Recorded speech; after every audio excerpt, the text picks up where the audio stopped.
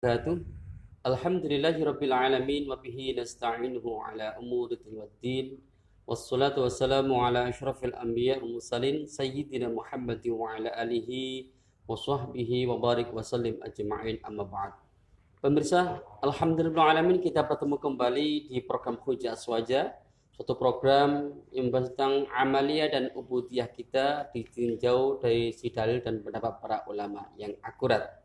Dan pemirsa, Hujah Aswaja ini terselenggara bekerjasama antara Aswaja Center PNU Jawa Timur dan TV9 Santun Menunjukkan, dan didukung setia langsung oleh Badan Amil Zakat Nasional Jawa Timur atau Basnas Jatim. Pemirsa, seperti biasanya 1 jam ke depan bersama saya Badrul Munir, kita akan membahas tema yang kita persiapkan, dan di malam hari kita membahas tentang menyikapi fatwa corona. Ya, setelah kita mendapatkan sebuah fatwa dari Majelis Ulama Indonesia dan begitu ramai dan tanggapannya beragam. Oleh karena itu kita bahas di sini bagaimana kita menyikapi fatwa MUI tentang keadaan atau wabah COVID-19 ini di Indonesia ini khususnya. Dan pemirsa, sudah hadir di studio Al-Ustadz Nurul Kholis Masjid MHI. Beliau adalah suatu narasumber dari Aswaja Center PNU Jawa Timur. Assalamualaikum Ustaz. Waalaikumsalam warahmatullahi Gimana wabarakatuh. kabarnya Ustaz? Alhamdulillah sehat. Alhamdulillah alamin, sehat ya, mudah-mudahan kita sehat walafiat ya Amin. di tengah-tengah wabah ini saja. Betul Ya. sekali. Ya, sebelumnya mungkin yang disampaikan Ustaz terkait tentang ikhtiar kita di tengah-tengah wabah virus COVID-19 ini Ustaz. Ya, sebagai orang yang berfahaman aswaja ya, Ahlussunnah wal Jamaah, tentu ikhtiar zahir dan ikhtiar batin itu harus berjalan seirama. Orang tidak bisa kemudian seperti fahamnya Jabariyah atau kelompok fatalisme itu, wah kalau memang Allah mentakdirkan saya mati, ya meskipun tidak corona saya pasti mati, kira-kira begitu. Kalau Allah mentakdirkan saya sehat, tanpa ikhtiar apapun, ya Allah pasti akan memberikan saya kesehatan dan seterusnya. Gitu ya. Ini tidak benar. Ini faham Jabariyah ya, fatalisme. Di sisi lain, faham kelompok rasionalistik ya, kelompok Mu'tazilah misalnya, yang terlalu rasional seakan-akan menafikan peran Allah di situ, tentu juga kurang tepat juga. Maka faham Ahlussunnah wal Jamaah itu adalah kelompok yang mengakomodir yang berada di antara kedua belah pihak ini. Ikhtiar zahir dalam tanda kutip, misalnya menggunakan hand sanitizer, kemudian menggunakan masker, hindari kerumunan atau social distancing ya. Kemudian pemerintah melakukan penyemprotan cairan dan seterusnya. Itu bagian daripada ikhtiar yang bersifat zahir. Selebihnya daripada itu perlu ada ikhtiar batin. Apa contohnya? Ya doa. Ad-du'a yaruddul bala. Kata Nabi itu doa itu bisa menolak bahaya begitu.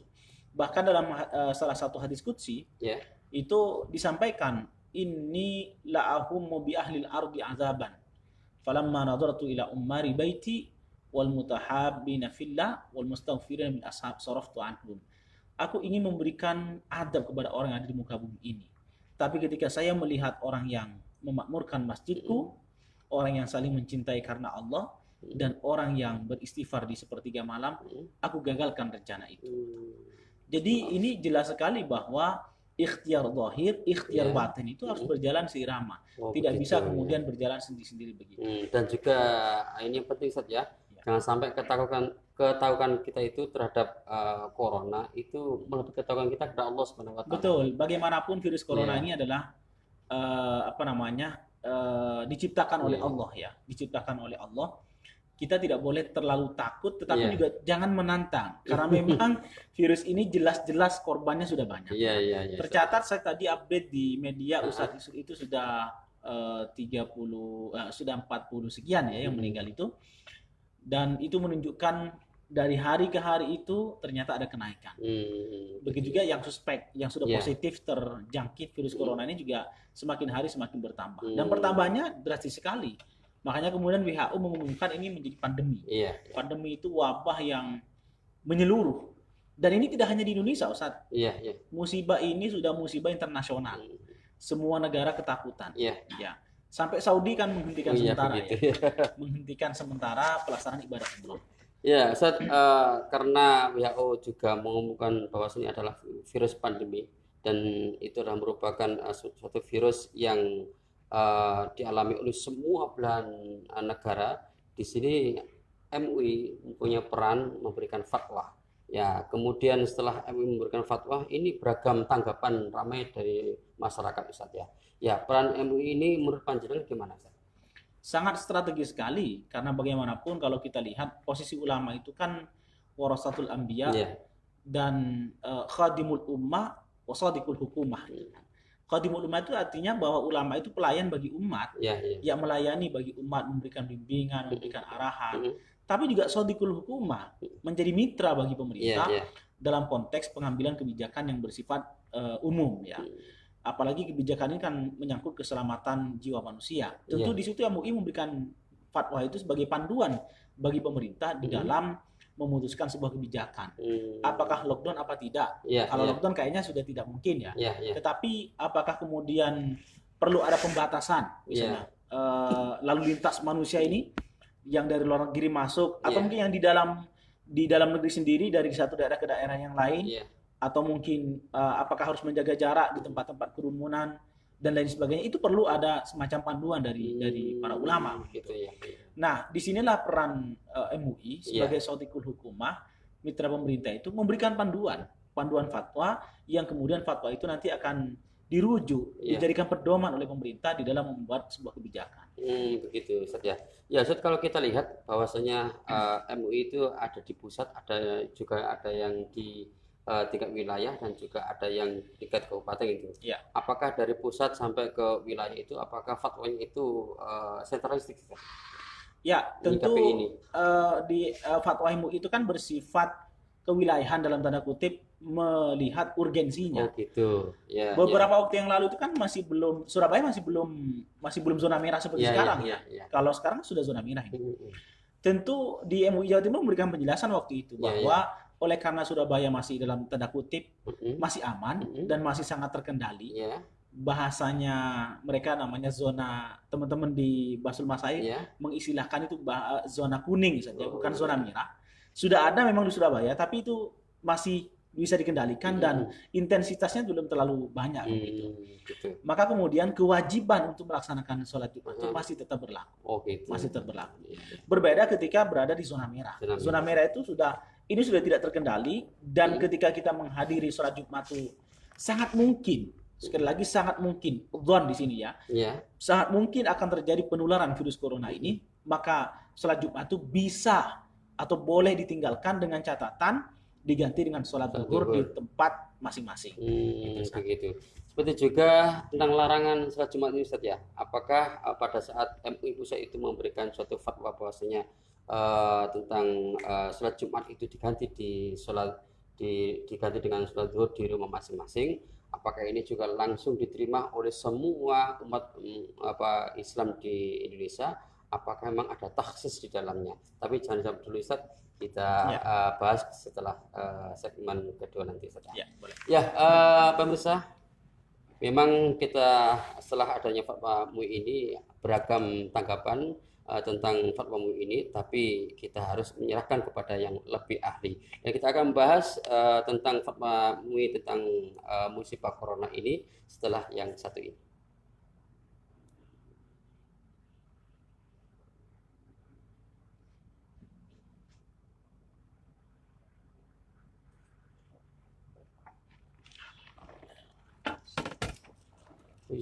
Antum kan MUI.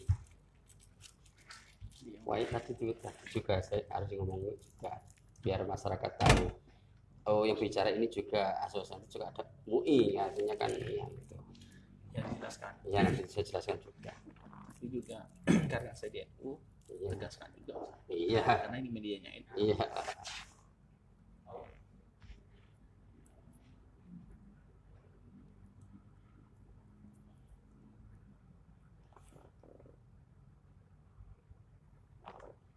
Terus juga saya mau tanya juga tentang kapasitas MUI di dalamnya itu mewakili siapa gitu kan.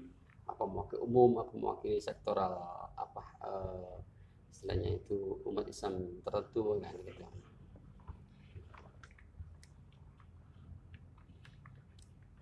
Tapi terlalu jauh itu. Iya, enggak apa-apa. Nanti kita tegaskan posisi itu adalah sebagai tadi sudah disinggung sebenarnya pelayan dan mitra. Kita tidak berpihak kepada siapapun. Artinya kan gini, biar MUI tidak dibenturkan dengan NU. Fatwanya sama. Ya, fatwanya sama. Sama. Sama. Tapi kok berarti pinter misalnya. Kenapa? Kan ulama-ulama apa kayak hakim, apa ulama itu mengatakan kita ikut MUI melarang Jumatan sah total gitu. Tuh. Sekarang setelah ada penetapan zona merah, Jumat kemarin belum ada kan? Yang sini Jawa Timur ya? Iya. Loh, enggak MUI pusat loh. Katanya enggak ada fatwanya. Saya baca. Ada.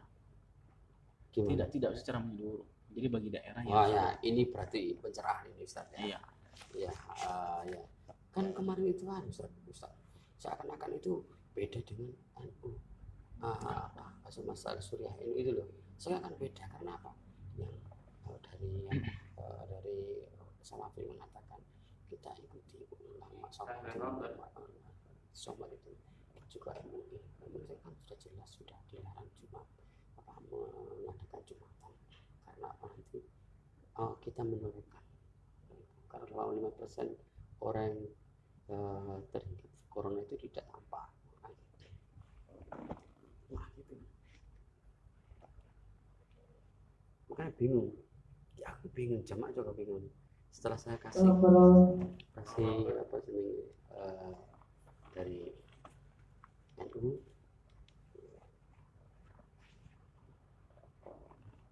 bacakan aja ya tadi. Tahu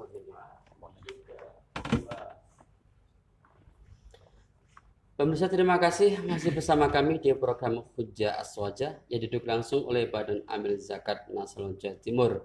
Dan pada malam hari ini kita membahas tentang menyikapi fatwa corona.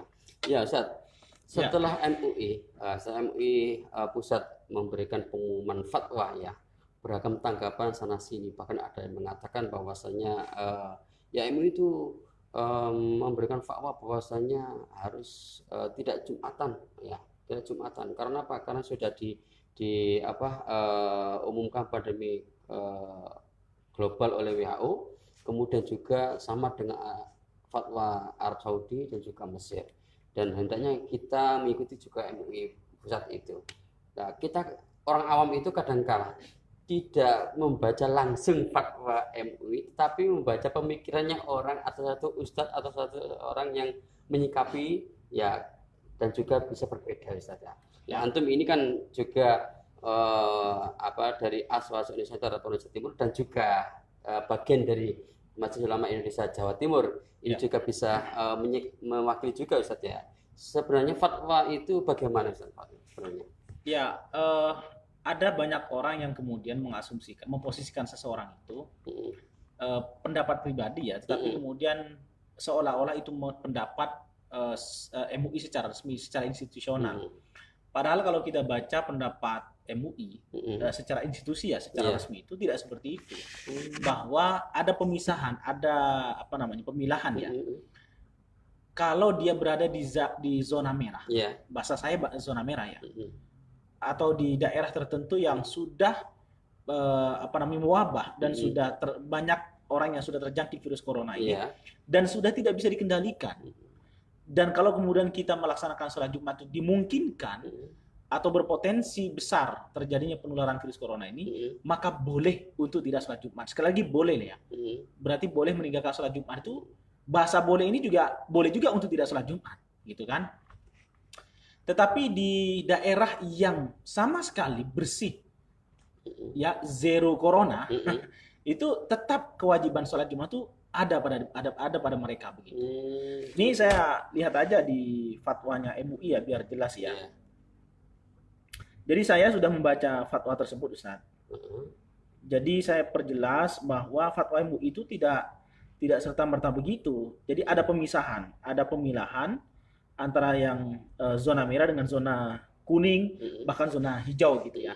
Ini supaya supaya jelas, saya bacakan aja. Ini saat orang yang sehat dan yang belum diketahui atau diyakini tidak terpapar COVID-19 harus memperhatikan sebagai berikut.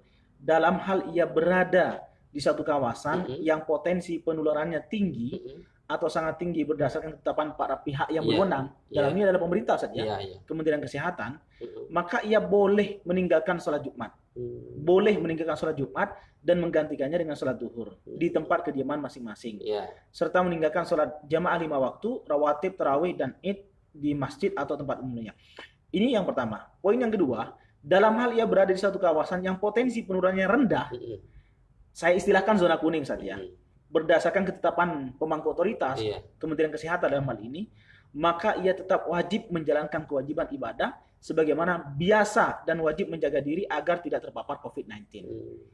Poin berikutnya, dalam kondisi penyebaran COVID-19 tidak terkendali di satu kawasan yang mengancam jiwa, umat Islam tidak boleh menyelenggarakan sholat Jumat di kawasan tersebut. Sekali lagi ya, tidak boleh menyelenggarakan sholat Jumat di tempat tersebut. Yang pertama boleh ditinggalkan. Boleh ditinggalkan. Kalau yang terakhir tidak boleh, haram ini. Kalau itu sudah dipastikan, ini sudah tidak terkendali dan akan dipastikan akan menular kepada yang lain, maka tidak boleh untuk melaksanakan sholat Jumat tersebut. Gitu. Berarti begini, memang ketika ada fatwa MUI seharusnya diperlihatkan fatwanya bagaimana, tidak harus satu dua tokoh itu memberikan sebuah asumsi bahwa itu MUI, Ustaz. Ya, memang ada beberapa tokoh, Ustaz.